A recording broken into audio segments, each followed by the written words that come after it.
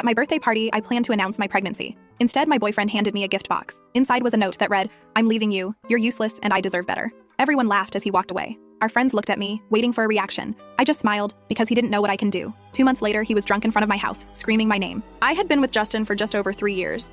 He was charming and attentive, actually maintaining eye contact instead of constantly looking around for someone more interesting to talk to. Things moved pretty quickly between us. By our 1-year anniversary, we were living together in a cute little place we could barely afford. Not perfect timing financially, but the rent in this city is ridiculous no matter when you move, so our relationship wasn't perfect, but it felt solid. We had similar goals. Eventually buy a house, travel a bit, maybe kids someday. Justin was always more concerned with appearances than I was. He cared about what car we drove, which restaurants we were seen at, posting the perfect pics on Instagram. I should have paid more attention to that red flag, but hindsight is 20/20, isn't it? Anyway, about 4 months ago, I'd been feeling off, nauseous in the mornings, exhausted all the time. I took a pregnancy test mostly to rule it out. We were careful, but not that careful. And 2 pink lines. I still remember sitting on the bathroom floor, staring at that little plastic stick like it was written in hieroglyphics. I spent about a week processing before telling anyone. My best friend Barbara was first. She brought wine to our girls' night. And when I stuck to water, she knew immediately. She asked all the right questions about what I wanted, how Justin might react, practical things like insurance and maternity leave. It helped me organize my thoughts. As for Justin, I decided to wait.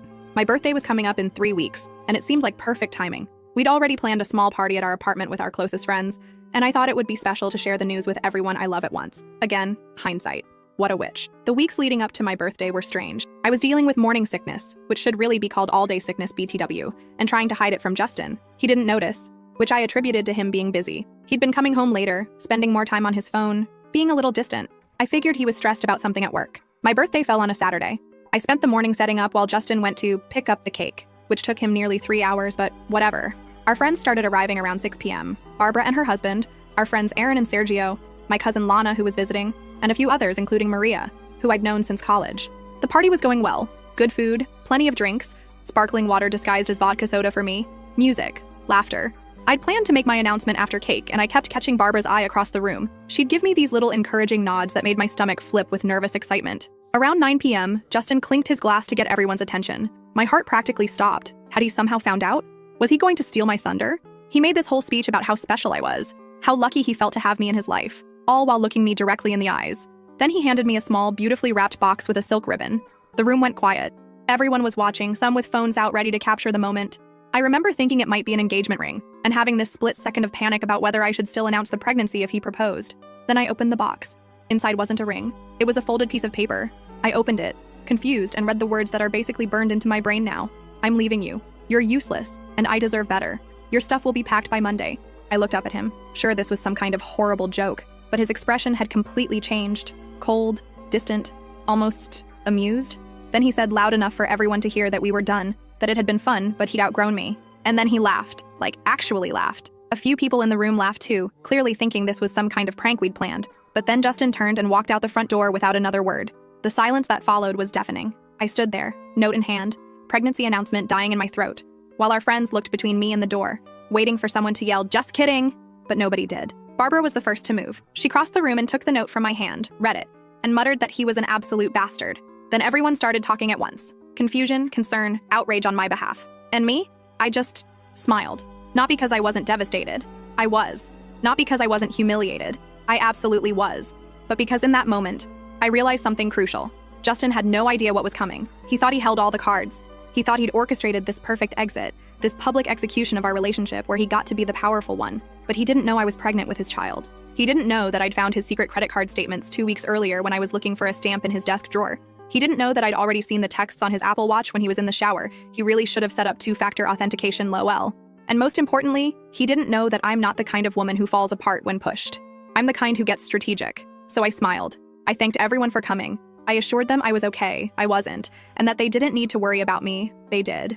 I even cut the birthday cake Barbara had brought and passed out slices, as if celebrating the end of something rather than mourning it.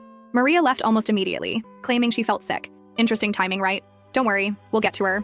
The others stayed, helping me clean up and offering places to stay, shoulders to cry on, alibis for murder. Kidding, mostly. By midnight, everyone was gone except Barbara, who insisted on sleeping on my couch despite my protests. Once we were alone, I finally broke down. The pregnancy, the betrayal, the humiliation, it all came crashing down at once. Barbara just held me and let me sob, not trying to fix anything with empty reassurances or those annoying, everything happens for a reason platitudes people love to throw around when they don't know what else to say. When I finally calmed down, somewhere around 2 a.m., I told Barbara about the pregnancy. She wasn't even surprised, said she'd suspected from how I'd been acting lately. Then I showed her the credit card statements with hotel charges, expensive restaurants, and jewelry purchases that had mysteriously never made their way to me. I scrolled through the screenshots I'd taken of texts to M with heart emojis and plans to meet when I was working late. We both knew exactly who M was, especially after Maria's hasty exit from the party. We stayed up talking until dawn, weighing options, making plans. Barbara asked about telling Justin about the baby, but I was firm. He'd find out eventually, but on my terms, when I was ready, not a moment before.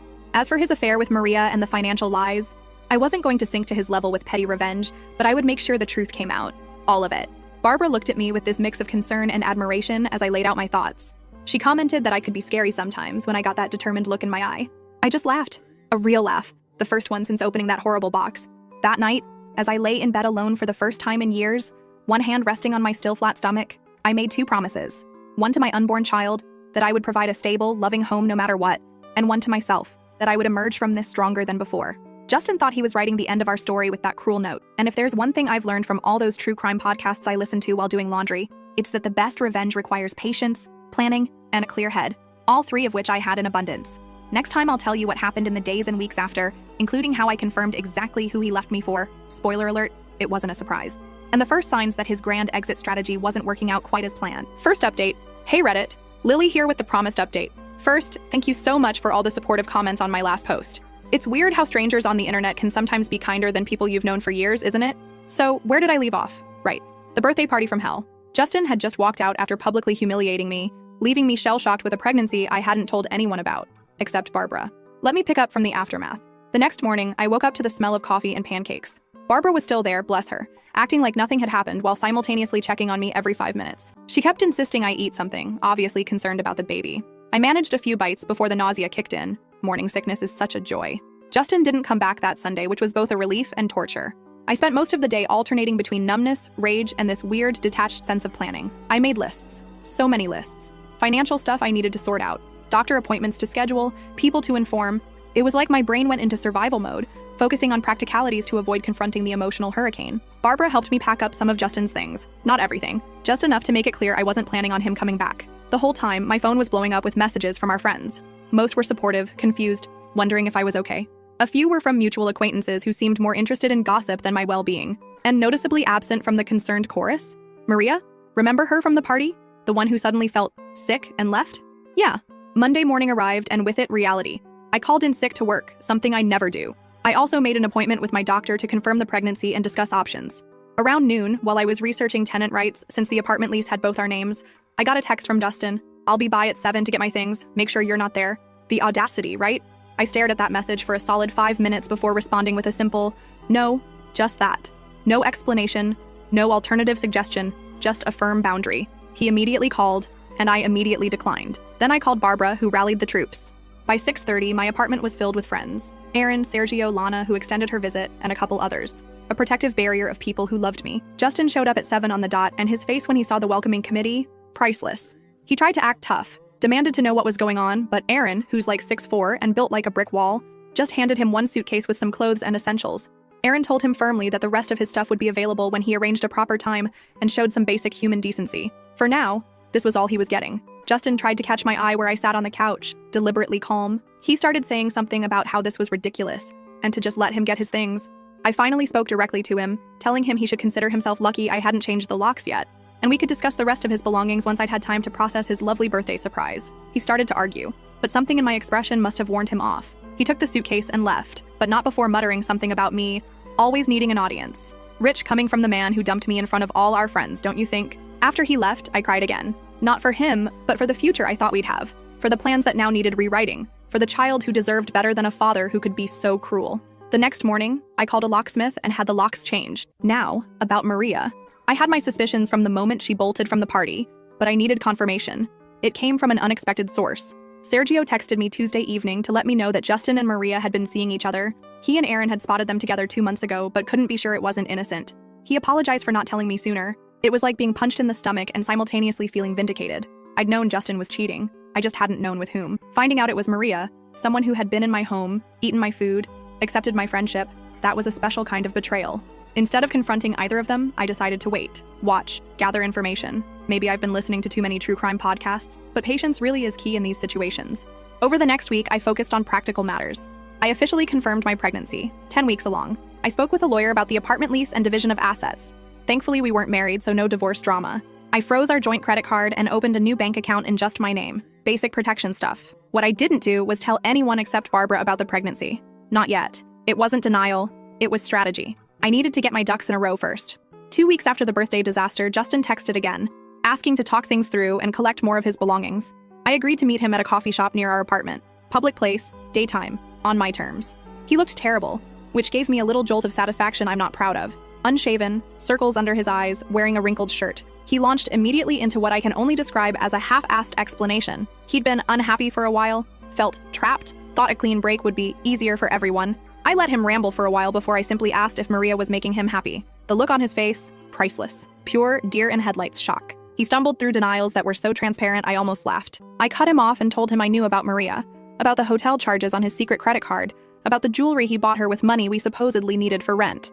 I asked him to just be honest for once. He deflated like a punctured balloon. He tried the "it's not what you think" line, but I cut him off again. I told him what mattered now was that he could collect the rest of his things that Saturday at 2 p.m. Aaron would be there to supervise. And after that, I didn't want to hear from him unless it was through my lawyer. His voice actually squeaked when he repeated lawyer. He insisted we didn't need lawyers and could work things out ourselves. I stayed calm, even as my heart raced.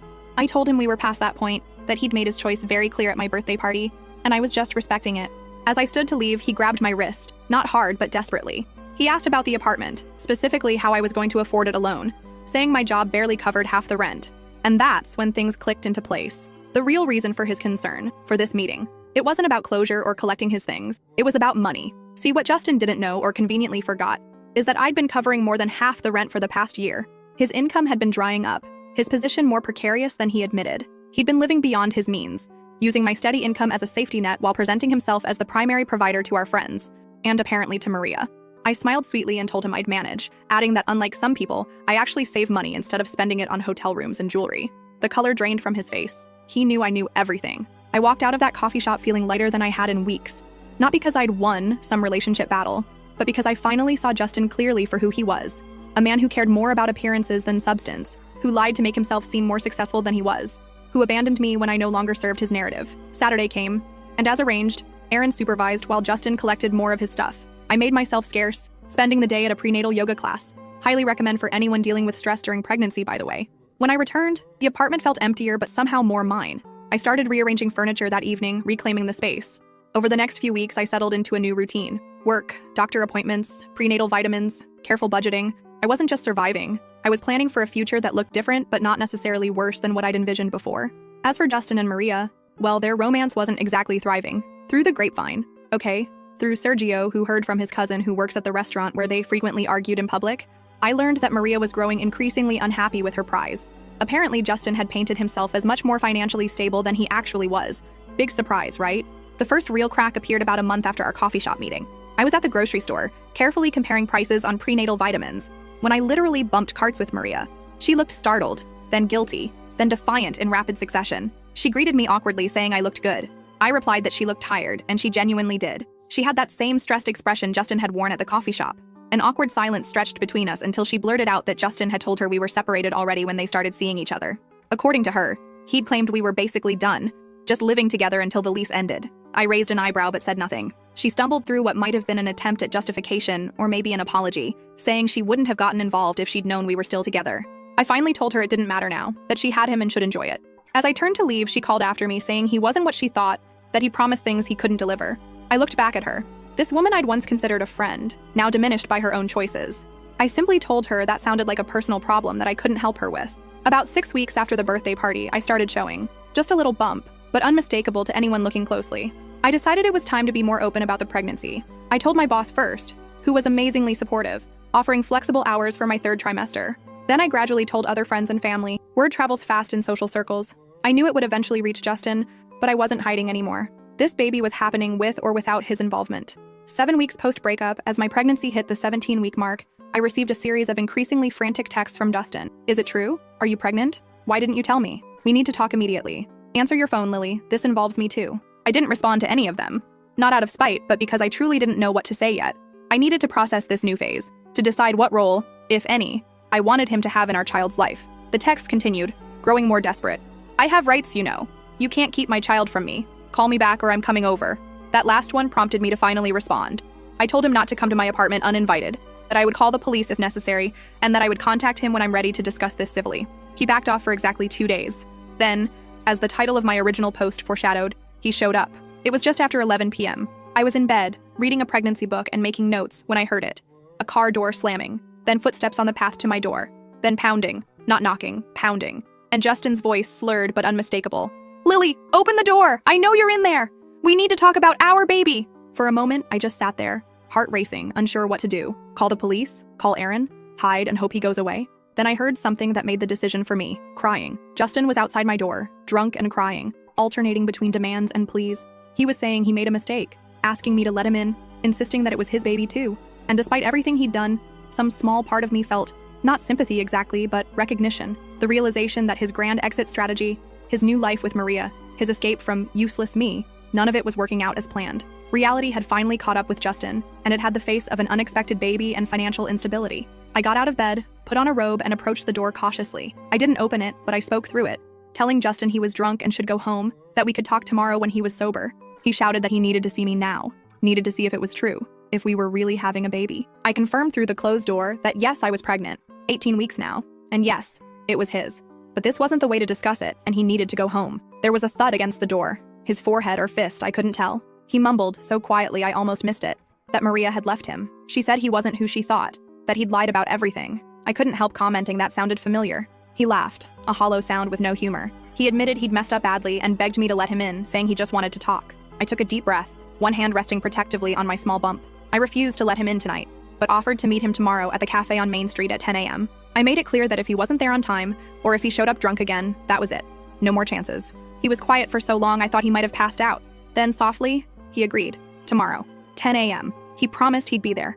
I heard him walk away, his footsteps uneven. A car engine started. Not his, thankfully. He'd called a ride. At least he'd done one responsible thing. As I climbed back into bed, my phone lit up with a text from him. I'm sorry for everything. For the party. For the note. For tonight. I'll make it right somehow. I didn't respond. Words were easy. Justin had always been good with words. But I needed actions now, especially with a baby on the way. Did I still love him? No. That died the moment he humiliated me in front of our friends. Did I hate him? Not anymore. Hate requires energy I needed for other things. I would meet him tomorrow. I would listen. I would set boundaries. And I would decide, not based on his needs or wants, but on what was best for me and my child. Second update. Hey Reddit. Sorry for the wait. Life has been interesting. So remember where we left off? Justin showing up drunk at my apartment after finding out about the baby? Well, I promised to meet him at that cafe the next morning, and TBH, I half expected him not to show. But there he was at 9:55 a.m., looking like absolute trash, and I mean that in the most objective way possible. Bloodshot eyes, same clothes as the night before, and this nervous energy that made him keep jiggling his leg under the table. The table was, literally, shaking. The first thing I noticed was he'd already ordered me a decaf latte. Which, okay, thoughtful, I guess?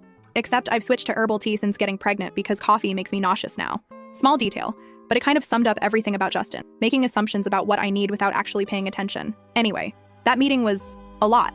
He started with apologies, lots of apologies. Sorry for the birthday humiliation. Sorry for cheating. Sorry for the financial lies. Sorry for showing up drunk. It was like watching someone frantically check boxes on an I messed up form. I just sipped my tea, ordered to replace the unwanted latte, and let him talk himself out. There's something weirdly empowering about staying silent when someone expects you to respond, you know? When he finally ran out of steam, I asked the only question that mattered. What exactly did he want? He seemed thrown by the directness. Started rambling about wanting to be involved and do the right thing, and maybe we could try again. I actually laughed at that last part. Not meanly, just genuinely surprised that he thought reconciliation was on the table. The conversation got real when I laid out how things would work going forward. I told him I'd already consulted a lawyer about child support and custody arrangements. His face when I mentioned the lawyer again, LOL. It was like watching someone realize they're actually in the deep end of the pool when they thought they were just dipping their toes. I explained that I wasn't keeping him from his child, but that trust had to be rebuilt from the ground up. That meant scheduled visits, financial responsibility, and consistently showing up, not just when it's convenient or Instagram-worthy. He kept trying to steer the conversation toward us as a couple, and I kept steering it back to us as co-parents. Eventually, he got frustrated, saying I was being cold and calculated. I pointed out that cold and calculated is exactly what his birthday note had been. The difference was I was being cold and calculated to protect our child, while he'd done it to protect his ego. That shut him up. Before I left, I handed him a folder containing info on the baby, ultrasound pics, due date, doctor details, along with what my lawyer had drafted regarding child support. Told him to review it, consult his own lawyer if needed, and let me know his thoughts once he'd had time to process. As I stood to leave, he grabbed my wrist again. Seriously, what is it with the wrist grabbing? And asked if Maria knew about the baby. I told him that wasn't my information to share, but that I hadn't gone out of my way to tell her. Then I gently but firmly removed his hand and walked out. Over the next few weeks, things got calmer. I focused on setting up the nursery, which basically meant converting half of my bedroom into Baby Central. Crib from IKEA that took me and Barbara 3 hours to assemble. Those instructions should come with a translator, I swear. Changing table from a secondhand store, and this adorable mobile with little stars that my mom sent. I'd been putting money aside aggressively, picking up some extra work editing social media content on weekends. Nothing glamorous, but it helped bridge the gap Justin's contribution had left. My mom also sent some money to help, which was both touching and slightly uncomfortable. I've always been independent, you know? Meanwhile, Justin was processing. He'd text occasionally asking about the baby or requesting pictures of the nursery progress. I'd respond factually, but keep emotional distance. Sometimes he'd try to veer into personal territory, asking if I was seeing anyone, nope, or mentioning some show we used to watch together. I'd gently redirect. Then came the incident. Yes, it deserves capital letters. I was at Target on a Saturday afternoon, loading up on diapers. You can never have too many, according to every mom blog ever. When I literally bumped carts with Maria. Again, what are the odds? This time was different though. She wasn't awkward or defensive. She actually seemed relieved to see me. She immediately asked how I was feeling, how the pregnancy was going, all while looking genuinely interested. Then she said something that caught me completely off guard. She apologized. Not a rushed, uncomfortable sorry, not sorry, but a real, thoughtful apology acknowledging the pain she'd caused. She explained that Justin had sold her the same story he'd apparently fed multiple women, that we were basically over, just going through the motions, that I was holding him back from his true potential. She found out he'd been seeing another woman while dating her. The irony wasn't lost on either of us. We ended up getting coffee, tea for me, and having this surreal conversation about the man we both now saw clearly for who he was. Not a monster, just a deeply insecure person who needed constant validation and was willing to lie to get it. As we were saying goodbye, Maria mentioned casually that Justin had been let go from his job 2 weeks earlier. She thought I should know since it might affect child support. I thanked her for the info and headed home, processing this new development.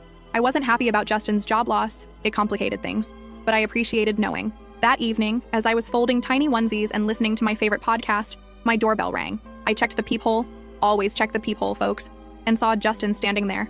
Sober this time, but looking rough. I opened the door but didn't invite him in. He started talking immediately, asking if I'd heard about his job, saying it wasn't his fault, that he was being set up. Then he asked if I'd seen Maria recently, sounding suspicious. I told him yes, we'd run into each other at Target. His face did this weird thing where it tried to look casual but just looked constipated instead. He asked what we talked about and I simply said, you, mostly. He did not like that answer, LOL. Then he started getting agitated, saying we were probably conspiring against him, that everyone was turning on him when he was just trying to do his best in a difficult situation. I reminded him that he created this situation with choices he made, and that playing victim wasn't going to work with me. That's when he broke down. Not dramatically, not movie-style tears, just crumpled. Said his life was falling apart. No job, no girlfriend, apartment he could barely afford, and a baby on the way he wasn't prepared for. For a brief moment, I felt that old urge to comfort him, to fix things. But then I remembered the cold words in that birthday note. You're useless. I deserve better. Instead of comfort, I offered clarity. I told him he had 2 paths forward. Continue the pity party and lose everything, or step up, take responsibility, and rebuild. For the first time since this whole mess started, Justin really listened. No interruptions, no excuses, just listening. When I finished, he nodded slowly and asked if we could talk inside. I hesitated, then agreed, but left the door open. Never fully close yourself in with someone unstable. We sat at my kitchen table and he asked thoughtful questions about the baby for the first time. Not surface level stuff, but real questions about health, development, plans for delivery.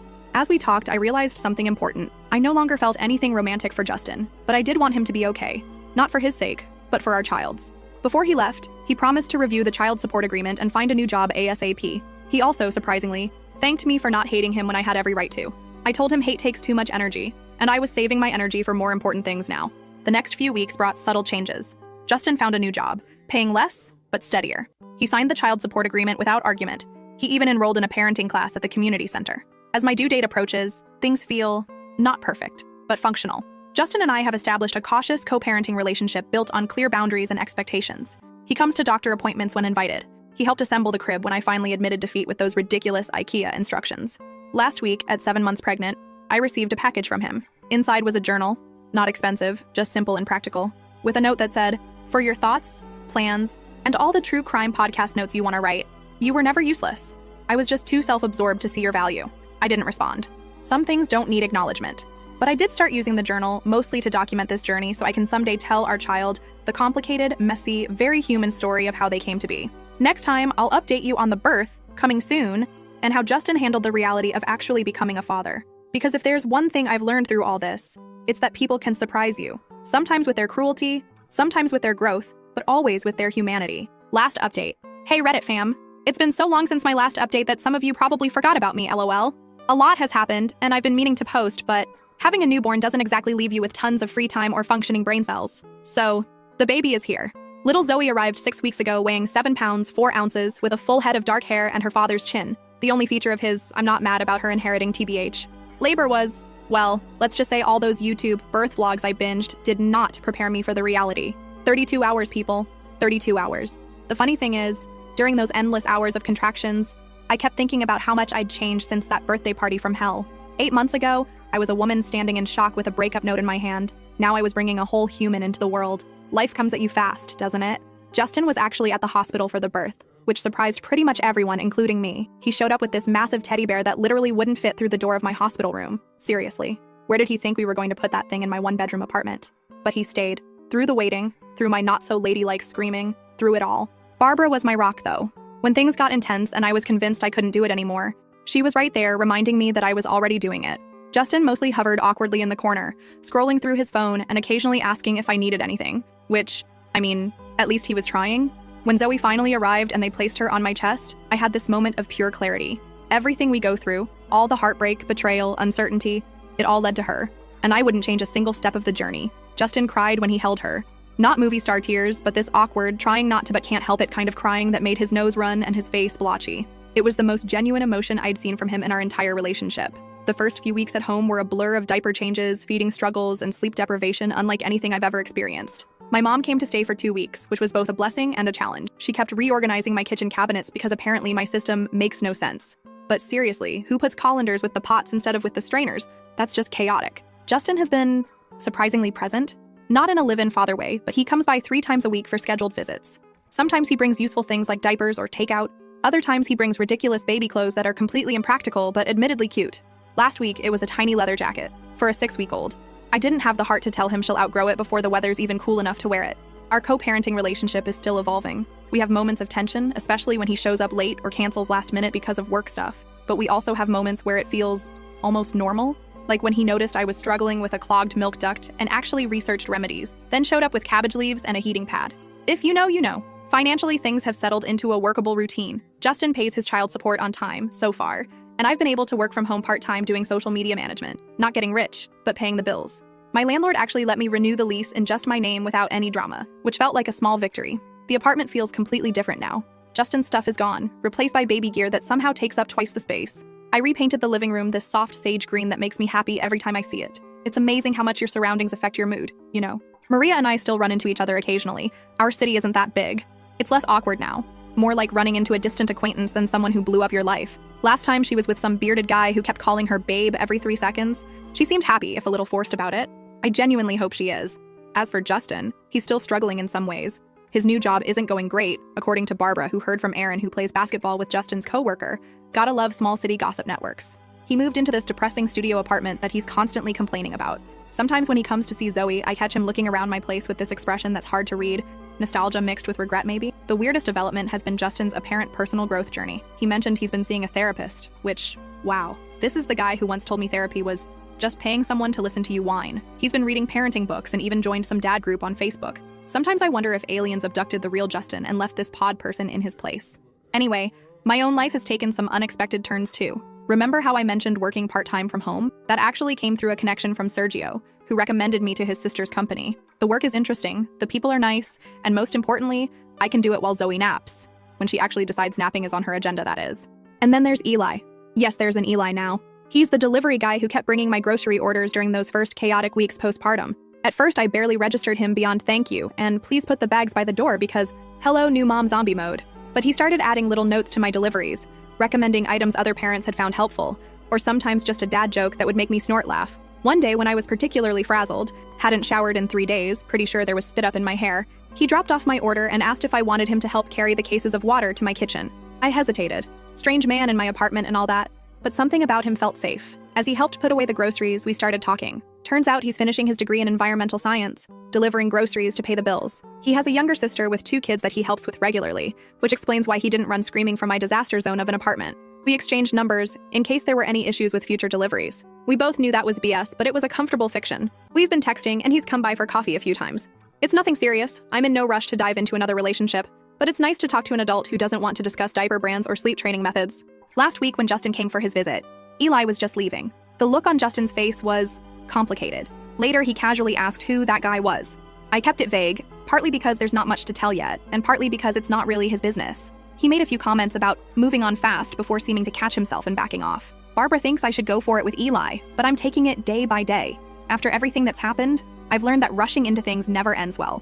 Besides, Zoe is my priority right now. Dating as a single mom is a whole different ballgame, and I'm still learning the rules. Speaking of Barbara, she's been my constant through all of this. When I'm overwhelmed and convinced I'm failing at motherhood, she brings over iced coffee, my first love, finally back in my life now that breastfeeding is going better, and reminds me that all new parents feel this way. She takes Zoe for a few hours sometimes so I can shower, nap, or just stare at a wall in blessed silence. Yesterday was actually my birthday, 1 year since the box that changed everything. Instead of dwelling on that memory, I had a small gathering at my place. Barbara and her husband, Aaron and Sergio, my cousin Lana, and a few other close friends. Justin stopped by briefly to drop off a gift, a surprisingly thoughtful bracelet with Zoe's birthstone, but didn't stay. As I looked around at my little apartment filled with people who truly care about me, at my daughter sleeping peacefully in her bassinet, at the life I've built from the ashes of what I thought I wanted, I felt something I hadn't expected: gratitude. I don't know what the future holds. Maybe Eli will become something meaningful, or maybe he'll just be a brief, kind chapter in this story. Maybe Justin will continue growing into a decent co-parent, or maybe he'll revert to old patterns. Maybe I'll stay in this apartment forever, or maybe I'll eventually find a house with a yard for Zoe to play in. What I do know is that I'm not the same woman who stood holding that note on her birthday last year. That woman was shattered but determined. This woman is rebuilt, stronger at the broken places. So I guess if there's any moral to this long, messy story, it's that sometimes the worst thing that happens to you can lead to the best version of yourself. Not immediately, not easily, but eventually. P.S. If you're wondering what happened to that giant teddy bear Justin brought to the hospital, it's currently serving as a barricade to keep Zoe from rolling off my bed when I need to put her down for 2 seconds to pee. So, I guess it found its purpose after all. For those asking what happened to the infamous breakup note, I kept it. It's in a memory box in Zoe's closet, along with her hospital bracelet, first lock of hair, and the positive pregnancy test. Someday, when she's old enough, we'll tell her the whole story. Not to burden her, but because it's part of her history too.